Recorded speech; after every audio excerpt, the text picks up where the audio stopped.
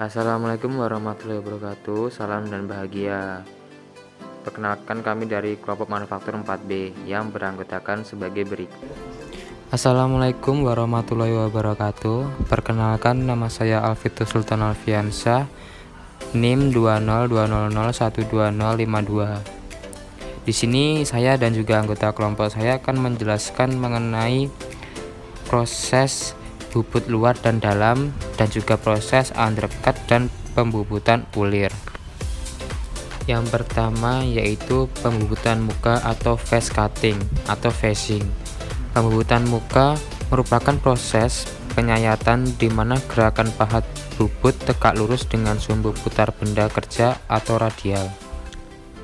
Metode pembubutan muka digunakan untuk menyayat permukaan ujung benda kerja serta mengurangi panjang benda kerja. Ketika melakukan pembubutan kasar atau rocking, gerakan pahat dari luar ke dalam lebih disukai.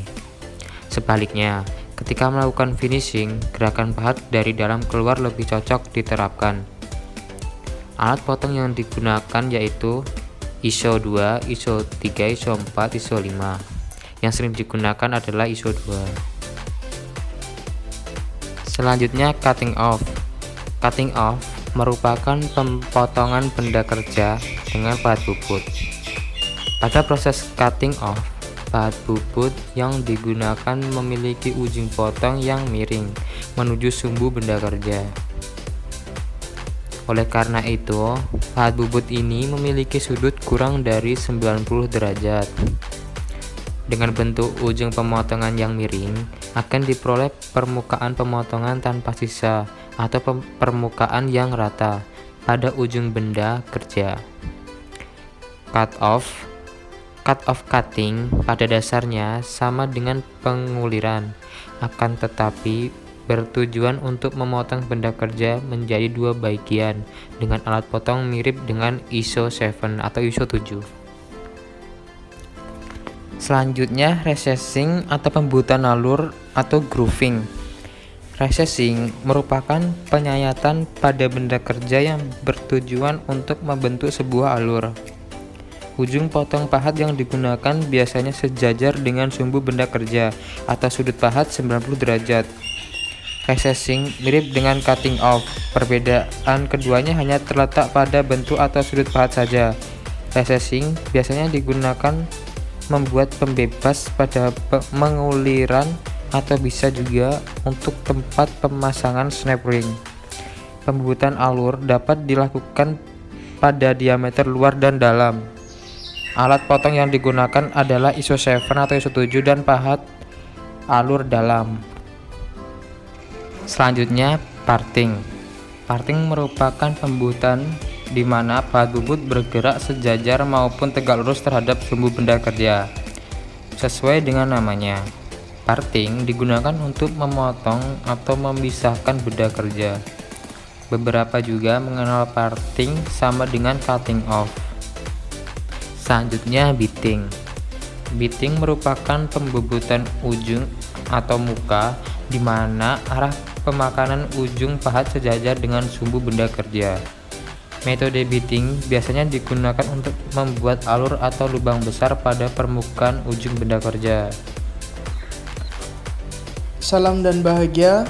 Perkenalkan, nama saya Muhammad Adzani Akbar, NIM 20200120058. Saya di sini akan melanjutkan penjelasan dari Mas Alvito. Yang selanjutnya, pembubutan bentuk atau form turning. Pada pembubutan bentuk, ujung potong pahat bubut berukuran besar membentuk kontur pada benda kerja. Teknologi pembubutan bentuk seperti recessing, namun perbedaannya terdapat pada bentuk pahat yang unik pada pembubutan bentuk. Bentuk pahat yang unik ini dapat disebut dengan istilah pahat bubut bentuk. Yang selanjutnya, pembubutan tirus merupakan penyayatan silindris yang menghasilkan perbedaan diameter secara konstan. Metode pembubutan tirus digunakan untuk membuat poros tirus atau konis. Selanjutnya, pembubutan kopi. Pembubutan kopi merupakan penyayatan yang menghasilkan bentuk benda kerja sesuai dengan geometri benda replika yang telah ada. Replika tersebut ditransmisikan dengan eretan melintang dan eretan memanjang. Setelah ada pembubutan kopi, ada pembubutan ulir. Pembubutan ulir merupakan penyayatan yang menghasilkan bentuk ulir. Pembubutan ulir terdiri dari pembubutan ulir luar dan ulir dalam. Pembubutan ulir tergolong dalam pembubutan silindris di mana pemakanannya sama dengan pola kisar ulir dari ulir yang akan dibuat. Selanjutnya ada chamfering. Chamfering merupakan pembubutan pada sudut benda kerja menggunakan ujung pahat. Hasil dari chamfering dikenal dengan istilah chamfer. Selanjutnya ada boring. Boring merupakan pembubutan dengan gerakan pemakanan sejajar dengan sumbu benda kerja. Menurut arah pemakanannya, boring mirip dengan pembubutan silindris. Namun, perbedaannya adalah boring dilakukan pada bagian dalam benda kerja.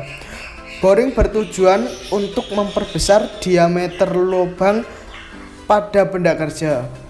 Alat potong yang digunakan adalah ISO 8 dan ISO 9. Perkenalkan, nama saya Bagas Aji Saputra, NIM 20 200 120 48. Di sini saya akan menjelaskan reaming. Reaming mirip dengan drilling.